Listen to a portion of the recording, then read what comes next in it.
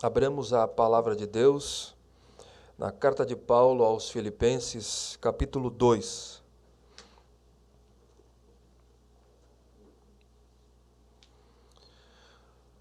Hoje faremos a leitura dos versos 12 a 16, dando sequência à nossa série de mensagens nesta epístola de Paulo.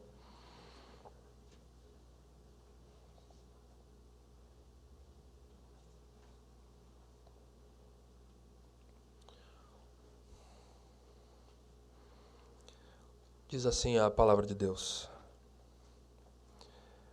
Assim, pois, amados meus, como sempre obedecestes, não só na minha presença, porém muito mais agora na minha ausência, desenvolvei a vossa salvação com temor e tremor, porque é Deus quem efetua em vós tanto o querer como o realizar segundo a sua boa vontade. Fazei tudo sem murmurações nem contendas, para que vos torneis irrepreensíveis e sinceros, filhos de Deus inculpáveis no meio de uma geração pervertida e corrupta, na qual resplandeceis como luzeiros no mundo, preservando a palavra da vida, para que no dia de Cristo eu me glorie de que não corri em vão, nem me esforcei inutilmente. Até aqui a leitura. Vamos pedir ao nosso Deus que Ele traga iluminação à nossa mente. Ó Pai bendito, nós oramos nessa hora, ó Deus, lhe pedindo iluminação através do Teu Espírito Santo, nesse momento litúrgico do nosso culto, em que nós meditamos na Tua palavra. Ó Deus, traga luz aos ouvintes, à Igreja do Senhor, para que, ó Senhor, nós possamos compreendê-la e praticá-la de todo o nosso coração, servir ao Senhor com alegria e motivações corretas. Na mediação de Cristo nós oramos. Amém. Meus irmãos, como eu disse aqui na oração, esse é um momento muito importante para todos nós, da nossa liturgia, em que nós meditamos e expomos as Escrituras Sagradas.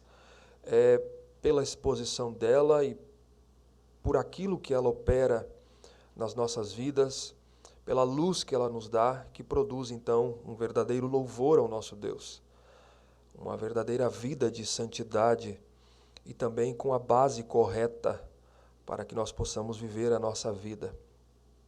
Na mensagem anterior, Paulo havia expandido a sua exortação aos filipenses a respeito da unidade da igreja, que começou no verso 27 do capítulo 1. Paulo havia dito a eles que eles deveriam estar firmes num só espírito, como uma só alma, lutando juntos pela fé evangélica.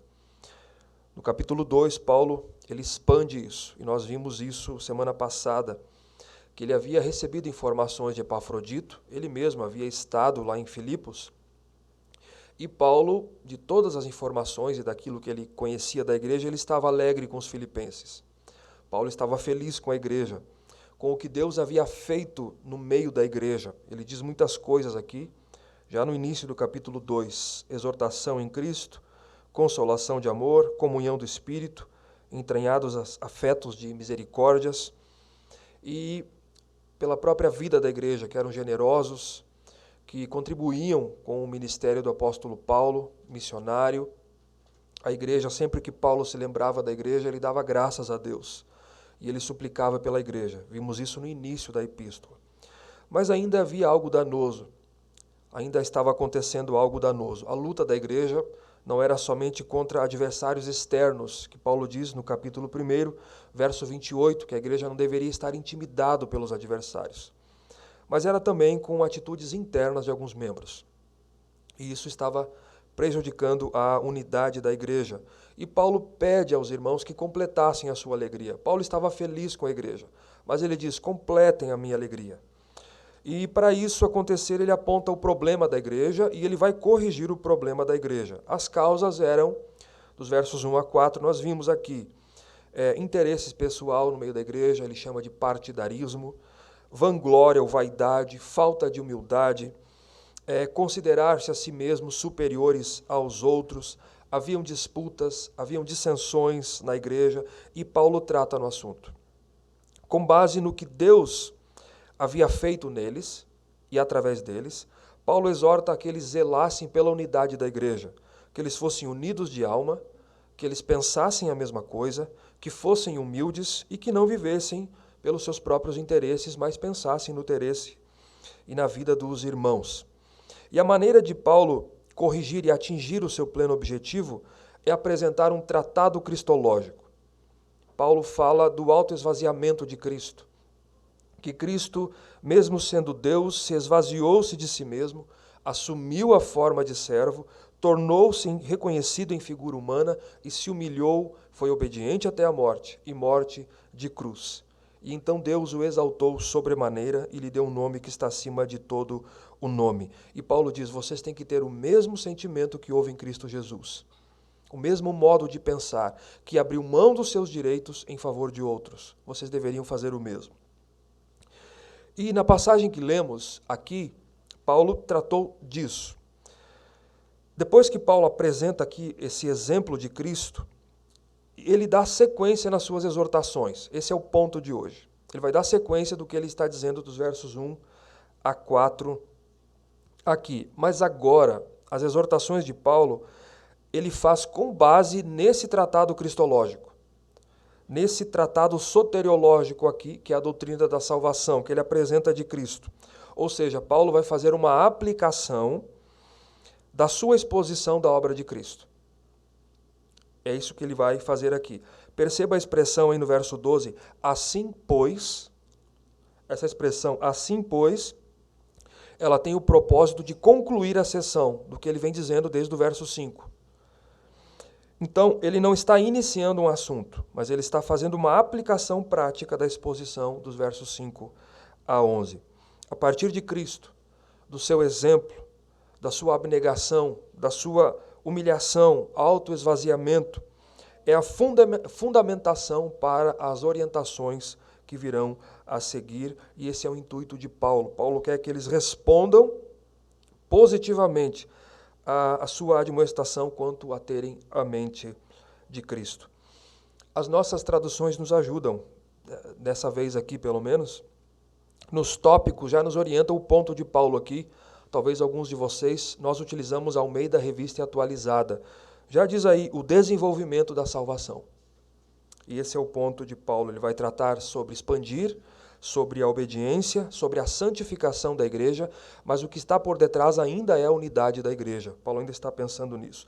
E, irmãos, deixa eu dizer algo aqui. Existe maior motivação ou estímulo para a igreja de Cristo, para a nossa santificação, do que o exemplo de Cristo, do que a obra de Cristo, do que a graça que nos foi alcançada?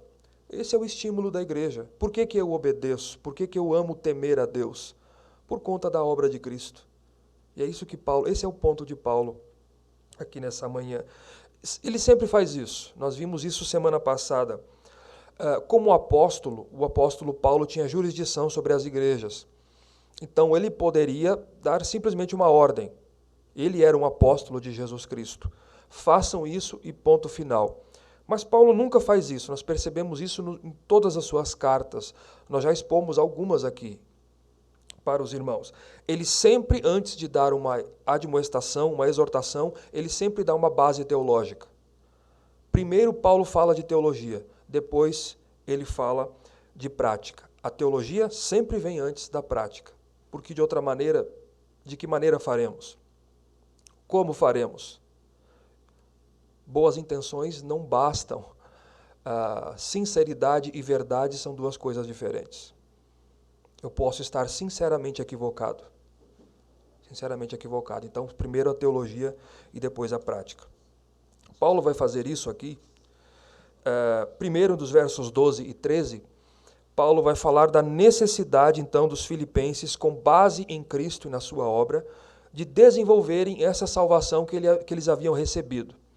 E depois Paulo vai dizer de que maneira deveria ser o desenvolvimento espiritual deles, dos versos 14 a 16. Vamos para o primeiro ponto, então, aqui, versos 12 e 13. a necessidade dos filipenses desenvolverem essa salvação que eles receberam. Verso 12. Assim, pois, amados meus, como sempre obedecestes, não só na minha presença, porém muito mais agora na minha ausência, desenvolvei a vossa salvação com temor e tremor. Mais uma vez, perceberam aqui, assim pois, ou seja, essa expressão ela é uma conexão, ela mostra essa conexão dos versos 12 a 16 com os versos 1 a 11. Visto que Jesus abriu mão dos seus direitos, visto o exemplo de Cristo, visto a obra de Cristo, nosso mediador, divino humano, por meio da sua obediência, lhes deu um exemplo a seguir e que foi exaltado depois de morrer morte de cruz. Deus o exaltou, mostrando que haverá bem-aventuranças para aqueles que o seguem. Assim, pois, assim, meus amados, a quem Cristo ama e a quem eu também amo, respondam positivamente a isso. Desenvolvei a vossa salvação. Desenvolvam a salvação. Eu queria deixar claro algo aqui. É claro que Paulo não está dizendo aqui, não quer mostrar que a salvação ela é por obras quando ele diz desenvolvei, ou é por algum mérito ou por algum esforço da nossa parte para obtê-la. Isso contrariaria todos os demais escritos de Paulo. Ele diz que nós somos justificados pela fé sem as obras da lei. Aliás, a carta aos Efésios, capítulo 2, Paulo inicia mostrando a condição da raça humana, que todos nós estávamos mortos nos nossos delitos e pecados, mas Cristo nos deu vida. Ele ressuscitou quem estava morto. E depois ele diz que isso é pela graça. Vocês são salvos pela graça, mediante a fé. E isso não vem de vós. Isso é dom de Deus, é presente, é dádiva. E não vem de vós exatamente para que ninguém se glorie. E aí Paulo vai dizer algo no verso 10 que aponta isso aqui. Porque nós somos feitura sua, criados em Cristo Jesus para as boas obras, as quais Deus preparou de antemão para que nós andássemos nelas. Então, nós somos salvos pela graça, mediante a fé, para as boas obras. Então, nós obedecemos a Deus, fizemos boas obras porque nós já somos salvos e não para sermos salvos. E essas obras Deus havia preparado de antemão para que nós andássemos nelas, porque nós já somos salvos. Esse é o ponto de Paulo. Perceba a expressão, a vossa salvação, ele diz aí, desenvolvam a vossa salvação. Deus nos deu, ela é dom de Deus. Ela não é nossa porque é uma conquista, uma recompensa. A salvação nunca foi resultado de méritos, ou de esforços, ou mesmo de uma sinergia, como a Igreja Católica ainda crê, e linhas do arminianismo, que há uma sinergia, uma cooperação de Deus com o homem na salvação. Para nós, a salvação ela é monergista. Ela é um ato soberano, gracioso, benevolente e amoroso da parte de Deus. Quando ele, contemplando a humanidade caída, ele vem ao encontro do pecador por graça e misericórdia. Alguém que não poderia responder, alguém que está morto nos seus delitos e pecados e que só pode dizer sim, eu aceito, quando ele recebe vida. Quando Deus o ressuscita da sua morte espiritual. Esses são os termos de Paulo em Efésios 2. Mortos em delitos e pecados significa espiritualmente morto e perdido. Então, isso que é a salvação. Ela é nossa porque nós a recebemos de graça. E ela é imerecida. E é exatamente por conta disso que nós não perdemos. Uma vez que Deus justifica pecadores diante do seu tribunal, quem poderá nos separar do amor de Deus? Quem poderá fazer acusação perante ou aos eleitos de Deus, se é Deus quem os justifica? Quem os condenará se foi Cristo que morreu por eles? É o que Paulo está dizendo aqui. Refletindo Jesus, quem poderá arrebatar uma ovelha das minhas mãos? Ninguém. Então, desenvolver a salvação aqui diz respeito a vivermos na prática esta salvação que nos foi dada. Algumas traduções, como a NVI, você pode ter acesso aí, talvez, por seu celular, smartphone, diz assim, já traduz assim, ponham em ação a salvação de vocês. Ponham em ação esta salvação. Observe que Paulo os exorta a desenvolverem a salvação mas não trabalharem para obtê-la. É diferente. Não trabalharem para obtê-la. O intuito, como eu disse, é exatamente esse. Respondam positivamente às admoestações, e isso deveria impulsionar os filipenses a produzirem frutos, viverem uma vida moral, espiritual. O que Paulo está tratando é exatamente da piedade cristã. É claro que o termo desenvolvei, ele implica em um esforço vigoroso. Nesse ponto aqui, esforço vigoroso. Porque a obra da graça de Deus na vida do seu povo, ou naqueles que Deus alcança, não isenta o seu povo de responsabilidades, obediência, temor a Deus, santificação. Logo após a salvação, que é posicional, após Deus nos santificar ou nos salvar, nos justificar, nós entramos imediatamente num processo chamado de santificação, que ele vai perdurar até a consumação, até o último dia. É uma luta contra o pecado que habita em nós. Ele não é mais o nosso Senhor, mas ele habita em nós. E essa luta contra o pecado da carne com o Espírito, ele avança até o último dia, que é a consumação. Mas a justificação, ela é posicional. Fomos livres da culpa do nosso pecado. E estamos nesse processo de santificação até que o pecado será eliminado, então, de uma vez por todas. Então, se alguém diz, já que eu sou salvo, eu não preciso mais obedecer ou temer a Deus, quem pensa assim possivelmente nunca foi salvo. Possivelmente nunca foi salvo.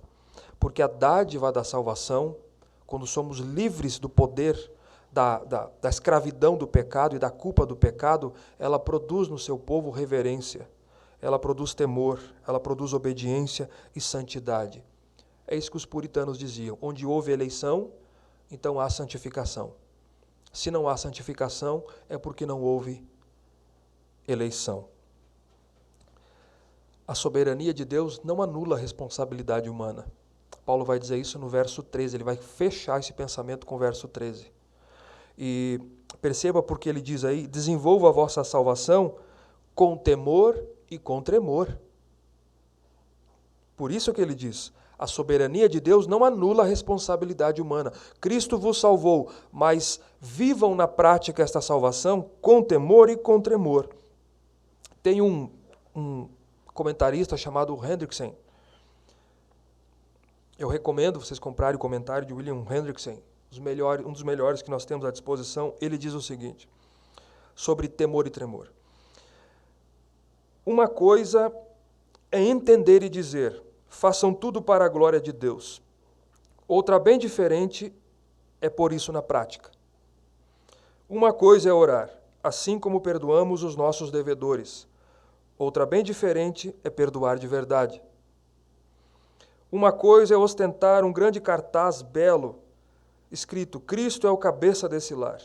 Outra bem diferente é submeter a Ele todos os assuntos, em oração, e guardar cada um dos seus mandamentos. Ou asseverar que a soberania de Deus é o princípio fundamental da fé cristã, particularmente a reformada. E muitíssimo diferente é submeter-se a esta soberania, ou esta soberana vontade, quando um ente querido seu está definhando antes da morte. Isso é viver a salvação com temor e tremor. Temor é obediência, devoção, respeito em amor, é reverência e não simplesmente um medo de Deus. As expressões, elas são tão fortes no original, temor e tremor, elas são tão fortes que faz com que ela preceda o verbo que a modifica. Assim, deveríamos ler assim, com temor e tremor, continuem a desenvolver a vossa salvação. Deveria ser essa a leitura. Com temor e tremor, desenvolvam a vossa salvação. É isso que os reformados sempre disseram, porque há essa acusação.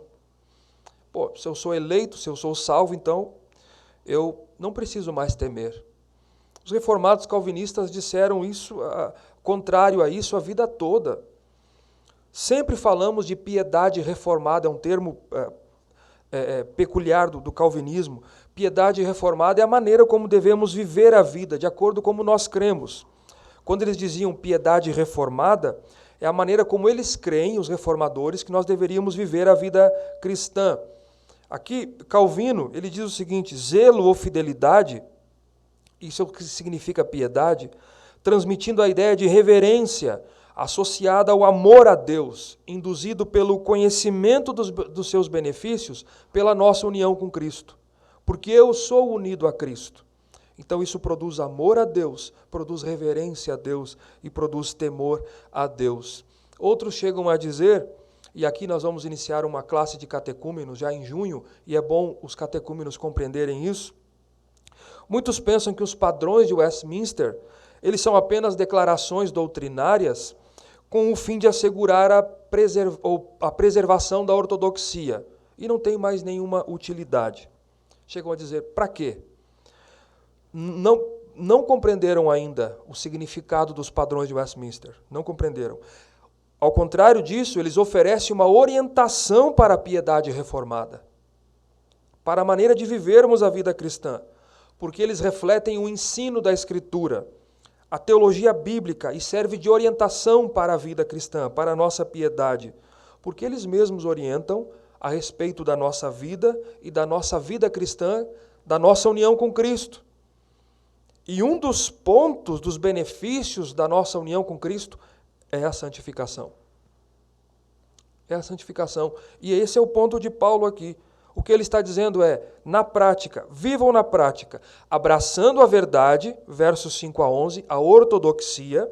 Então isso resultará na ortopraxia. Vocês acabarão com as diferenças, acabarão com os interesses pessoais, acabarão com o partidarismo, acabarão com as disputas, mas viverão em temor e em tremor diante de Deus. E Paulo diz aqui ainda no verso 12, não só na minha presença, porém muito mais agora na minha ausência.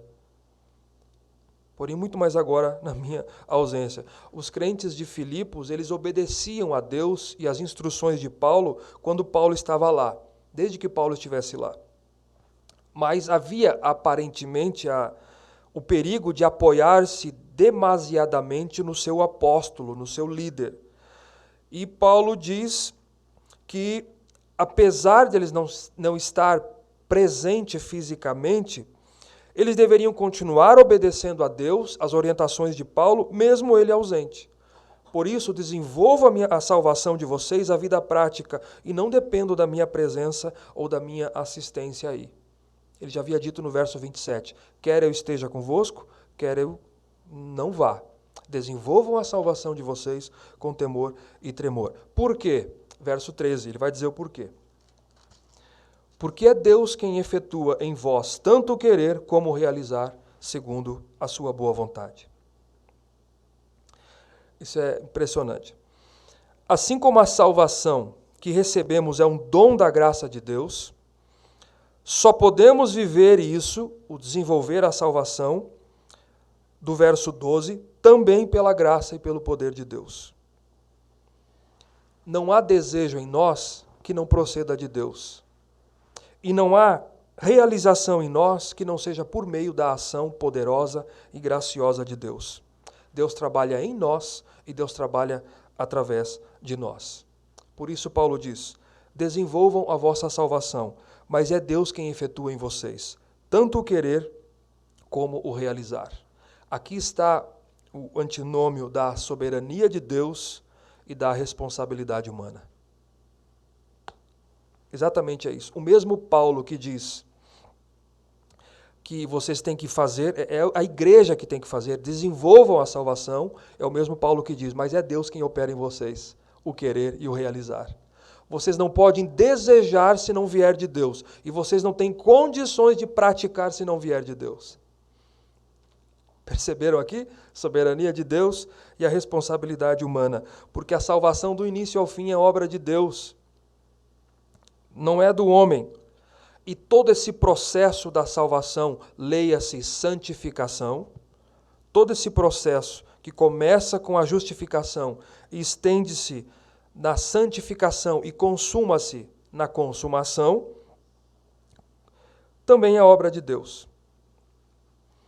Ninguém, meus irmãos, ninguém pode desejar a Deus, ninguém pode fazer a vontade de Deus sem que o próprio Deus venha ao seu encontro e o predisponha para fazer isso. Do contrário, é meritório. Do contrário, é mérito humano. Como eu disse, não significa que Deus não requer de nós o nosso esforço, porque Paulo havia dito, muito pelo contrário, é uma ordem de Paulo, desenvolvam a salvação. Exatamente porque Deus nos considera responsáveis por ela, responsáveis pelas nossas ações, melhor dizendo, e pelas nossas decisões. Mas o que Paulo está dizendo é que se não for a ação soberana de Deus operar na vida do seu povo para desenvolvermos a santificação, é impossível fazermos. Cairíamos no primeiro buraco. Se Deus nos salvasse e nos abandonasse e deixasse apenas aos nossos esforços para obedecer e temer, nós não aguentaríamos, nós cairíamos no primeiro buraco. Essa foi a oração de Agostinho, um dos primeiros pais da igreja do século IV, V. Agostinho disse assim a Deus, orando a Deus, Senhor, dai-me o que me pedes. Nós temos orientações e exortações, mas, Senhor, dá-me aquilo que me pedes. Pedro disse isso na sua carta, que Deus nos deu, nos providenciou tudo o que nós precisamos para a vida e para a piedade. Porque a salvação do início ao fim é obra de Deus, de uma forma que nós não conseguimos entender. Explicar na totalidade esse antinômio da soberania de Deus e da responsabilidade humana, nós somos responsáveis em fazer, em temer a Deus, em desejar obedecer a Deus, em fazer a vontade de Deus, em desenvolver a salvação. Mas tanto os desejos, querer, quanto as obras, realizar, são áreas em que o poder de Deus tem que operar.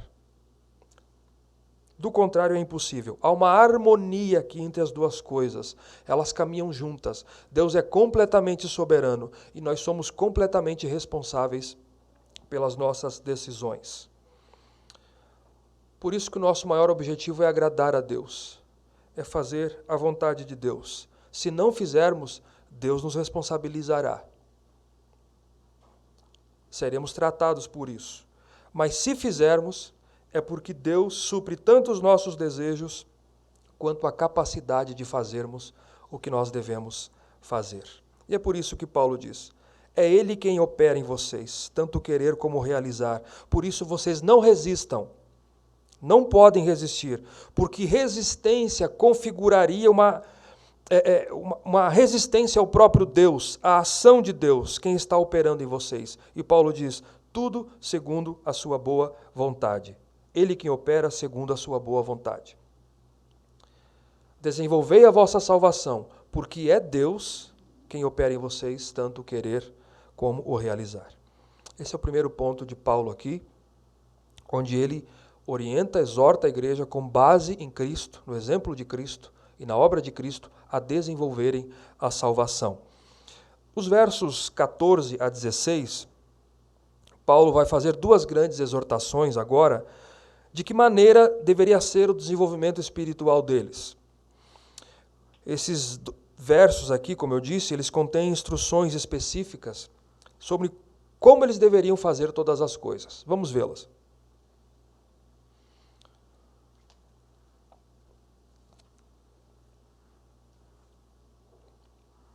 Duas grandes exortações. Aqui eu separei para que ficasse mais claro a nós. Apesar do texto estar bem claro. A primeira é que eles fizessem tudo isso sem murmurações nem contendas. Está aí no verso 14 e 15. Fazei tudo sem murmurações nem contendas, para que vos torneis irrepreensíveis e sinceros, filhos de Deus inculpáveis no meio de uma geração pervertida e corrupta, na qual resplandeceis como luzeiros no mundo. Façam tudo sem murmurações nem contendas. Percebam aqui, fazei-o tudo. Fazei o quê? Desenvolvei a vossa salvação, com temor e tremor. Obedeçam. Esse é o fazei-o, ele implica nisso.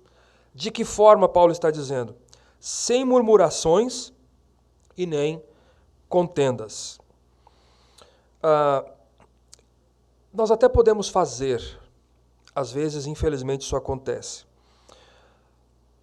Obedecer, fazer, desenvolver, mas de má vontade ou de outras maneiras.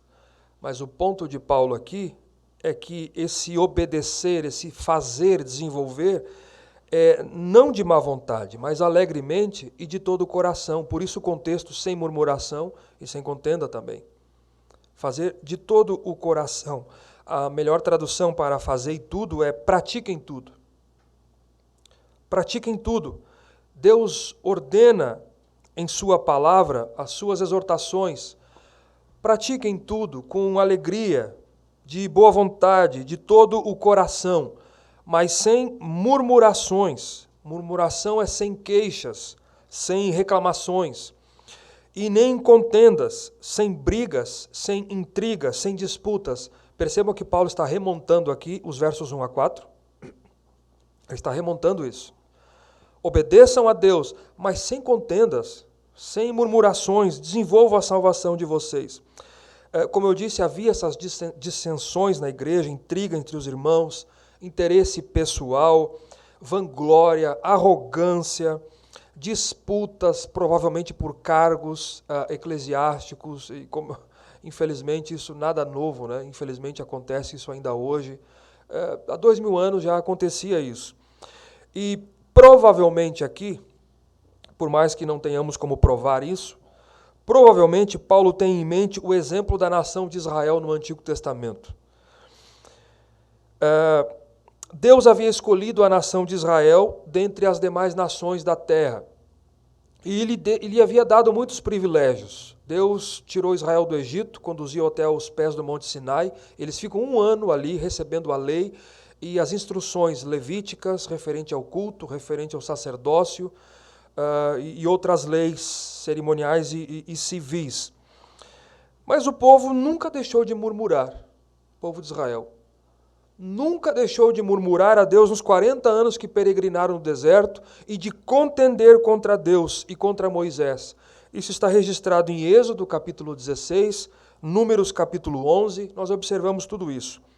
Provavelmente Paulo tem em mente aqui o exemplo da nação de Israel e ele aplica-o ao contexto dos filipenses. Porque esses são os 2 pecados que Israel mais cometeu no deserto: murmuração e contenda. E Paulo orienta a igreja aqui, os cristãos, nesse paralelo, a não cometerem o mesmo erro. Não cometam o mesmo erro. Vocês receberam tudo de graça, pela graça de Deus. Ele havia dito dos versos 5 a 11. Cristo renunciou-se a si mesmo, esvaziou-se, assumiu a forma de servo, se fez semelhante a homem e foi obediente até a morte, morte de cruz. E após ressuscitar e haver perdão de pecados, Deus o exalta sobremaneira. Olha os privilégios que vocês têm pela mediação de Cristo. E esses pecados aqui, murmuração, contenda, eles contrariam o exemplo de Cristo, do qual vocês devem imitar. Haja em vós o mesmo sentimento que houve em Cristo Jesus.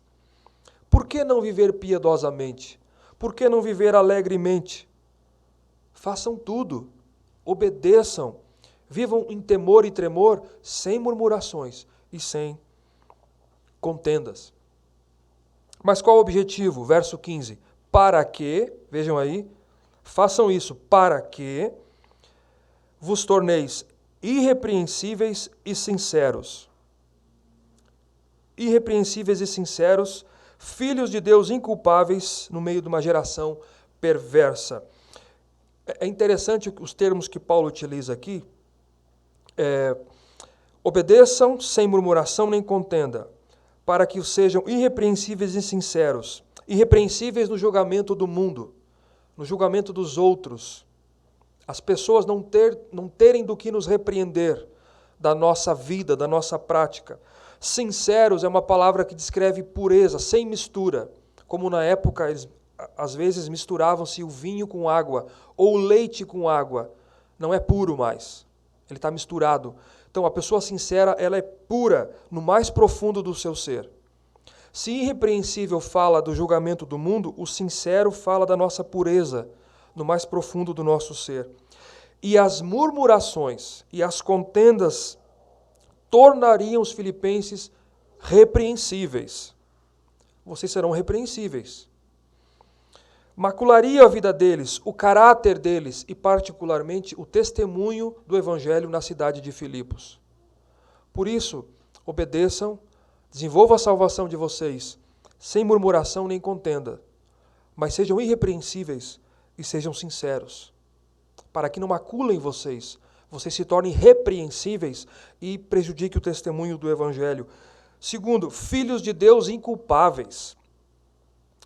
Se irrepreensível fala do julgamento do mundo e sincero, do mais profundo do nosso ser, filhos de Deus inculpáveis diante de Deus, na presença de Deus. Os filipenses se tornaram filhos de Deus pelo novo nascimento. Ninguém pode ser filho de Deus se não nascer de novo, se não nascer pelo Espírito. Só é filho de Deus aquele que é nascido de Deus. Mas esse novo nascimento, ele é seguido, como eu disse, pela santificação. E essa é a diligência dos filhos de Deus. Meus irmãos, viveram uma vida sem mancha, sem culpa, no sentido de sem pecado deliberado, na presença de Deus, diante de Deus. Esse adjetivo aqui, inculpável, ele é um termo que ele é ligado aos sacrifícios do Antigo Testamento. E ele é usado como um símbolo aqui de algo que é oferecido a Deus, sem mancha e imaculado. Exatamente isso que Paulo está dizendo. Assim devemos oferecer a nossa vida a Deus e diante de Deus, sem mancha, imaculada, santa, na presença desse Deus. E isso, façam isso, ele diz aí, verso 15 ainda, inculpáveis no meio de uma geração pervertida e corrupta. No meio de uma geração pervertida e corrupta. O mundo romano da época. Paulo está aqui abrindo os horizontes para que ficasse muito claro o que era o mundo romano da época. Pervertido e corrupto. E é diferente hoje em dia? Claro que não. Por quê? Porque o ser humano é o mesmo. O ser humano é o mesmo. O mundo romano da época e ainda agora está espiritualmente morto e moralmente caído nos seus delitos e pecados, corrompido no mais profundo do seu ser. Onde o homem vai, ali está a corrupção, porque ele está ali. Nós falamos em corrupção, por exemplo, na política, mas não é a política estritamente falando, é o homem que está ali, corrupto, no mais profundo do seu ser. Então, onde ele vai, ele corrompe as esferas. Ela começa no coração, e onde ele vai, ele corrompe as esferas. Jesus e os autores bíblicos sempre, constantemente se referem a esta geração como geração má, adúltera e perversa. Está nos evangelhos. E Paulo exorta os filipenses, vivam no meio dessa geração de maneira irrepreensível, inculpáveis diante de Deus, puros, sem murmuração, contendas e disputas na igreja que maculariam vocês. Vai macular vocês e vai prejudicar o testemunho do evangelho. Mas nessa geração, Paulo contrasta aqui, no final do verso 15, essa geração pervertida e corrupta em Filipos, vocês devem resplandecer. Ele diz aí, como luzeiros no mundo, na qual resplandeceis como luzeiros no mundo.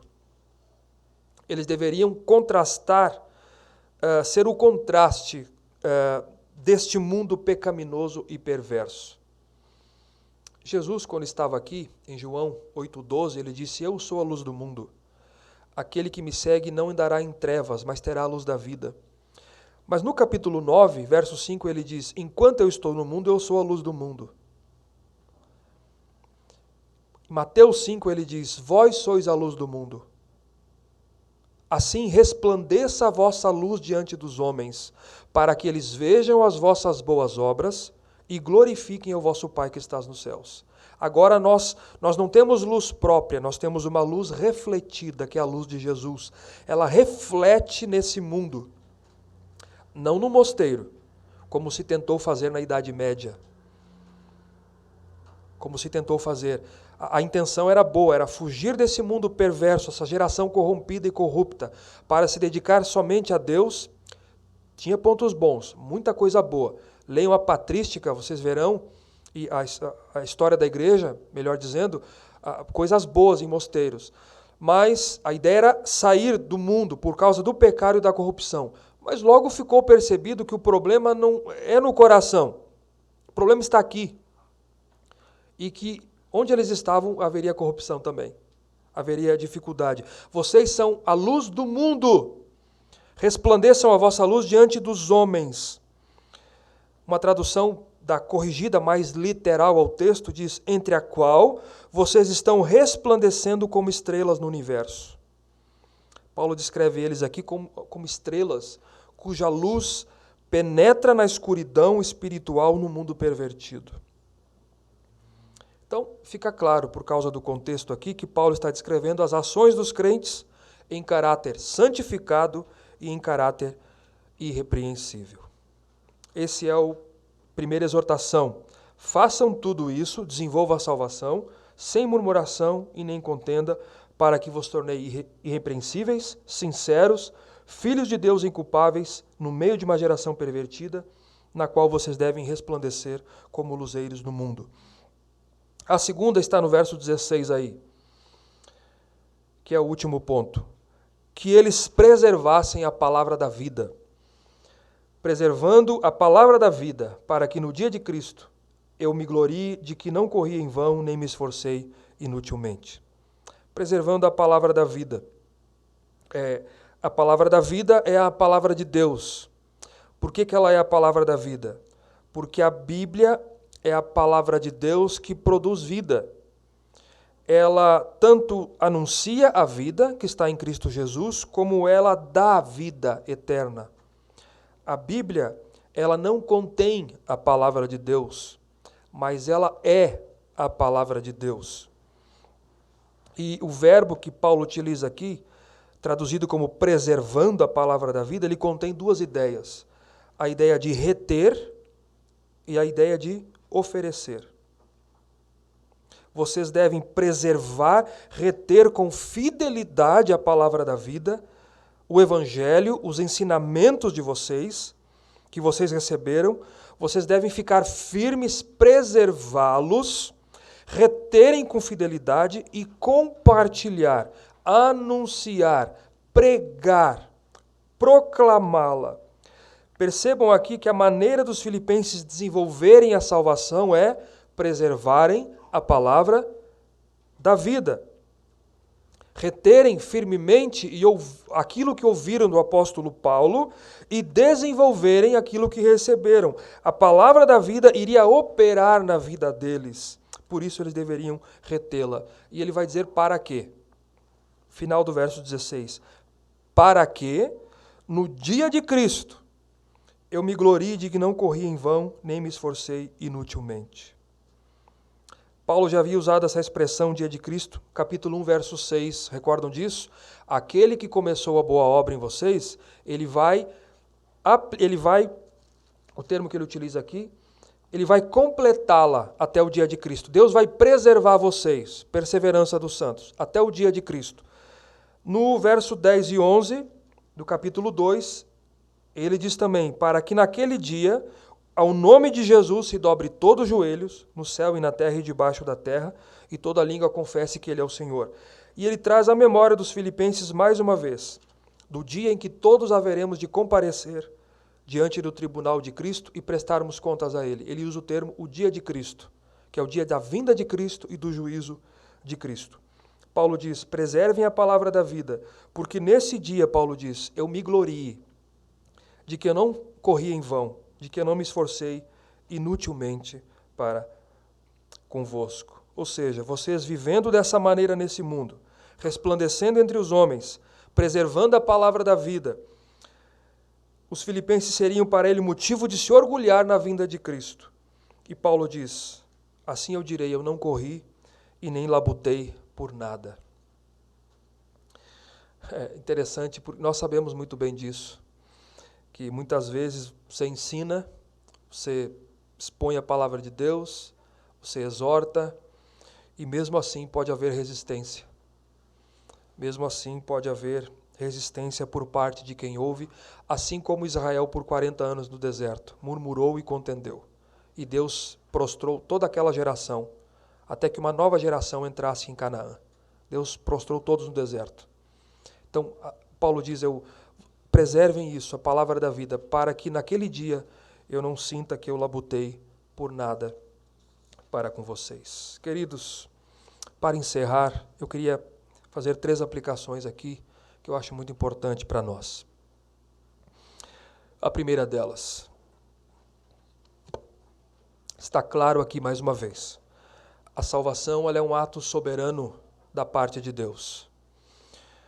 Não há nada em mim e em vocês, em nós, que possamos fazer para merecê-la, para colaborar com Deus, para obtê-la. Não é sinergista, não é por mérito. É uma prerrogativa de Deus, é um ato de graça, de misericórdia, onde Deus vem ao encontro do pecador e não há nada que ele possa fazer e que ele pudesse ter feito para isso. Deus quis. E isso não é injusto, porque injustiça é Deus ou alguém não dar a você e a mim o que nós merecemos. Isso é injustiça. É quando você não recebe o que merece. A pergunta é, o que é que você e eu merecemos? É vindo de Deus, irresistivelmente, graciosamente. Isso é graça, favor imerecido, benevolente, amoroso da parte de Deus, dando vida, abrindo os olhos, abrindo o entendimento para que possamos contemplar a beleza de Cristo. Então Deus concede arrependimento, a fé salvadora e a justificação, a adoção na sua família. Ninguém poderá desejar a Deus, ninguém poderá sem antes Deus vir ao seu encontro. A salvação é um ato exclusivo e soberano de Deus. É por graça e é por isso que você e eu temos que ser gratos. Gratos.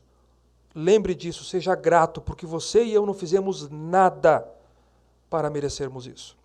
Segundo, o exemplo de Cristo, dos versos 5 a 11, sua vida, sua graciosa obra redentora, meus irmãos, deve ser o fundamento e a motivação para a nossa obediência cristã. Deveríamos pensar, mais uma vez, nas nossas motivações, se estamos fazendo as coisas pelos motivos certos. Você pode até estar fazendo algo correto, mas pelos motivos errados ou numa base errada. Isso também pode acontecer. Numa base errada. Paulo dá uma base teológica como razão e fundamento pelo qual nós deveríamos viver. Primeiro teologia, depois a prática, depois a boa prática através da boa teologia. Porque, como eu disse, o que faremos? De que maneira faremos? Como é que pensamos? Como é que desenvolvemos?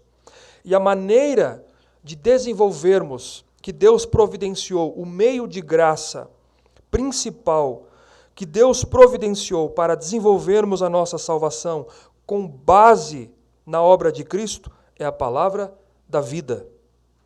É a palavra de Deus, é a palavra do Evangelho. Retenha ela firmemente, retenha essas verdades. Utilize essa verdade para o seu crescimento e a sua santificação até o dia de Cristo. Nós não podemos viver sem a palavra da vida. E por último lugar, lembre que a soberania de Deus, ela não elimina a responsabilidade humana. De maneira nenhuma. Você e eu somos responsáveis pelas nossas decisões.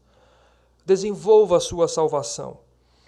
Ponha em ação a salvação que receberam. Nós é quem devemos fazer isso. Mas é de Deus que nós dependemos. Jesus disse, sem mim vocês nada podem fazer. Nada. É Ele quem opera em nós tanto o querer, os desejos, quanto o realizar, a capacidade de fazer. Nós somos responsáveis, mas sem Deus operar em nós, é impossível. São áreas, o desejar e o querer, em que nós dependemos do poder de Deus. Há uma harmonia aqui, e eu gostaria de encerrar lhe encorajando. Viva uma vida cristã nesse mundo. Nem sempre é fácil. E não é fácil no meio de uma geração pervertida, corrupta e moralmente caída.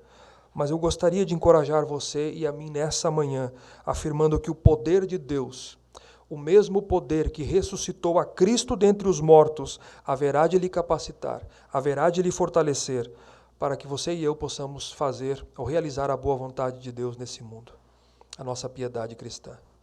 Que Deus nos abençoe, queridos. Fiquemos em pé.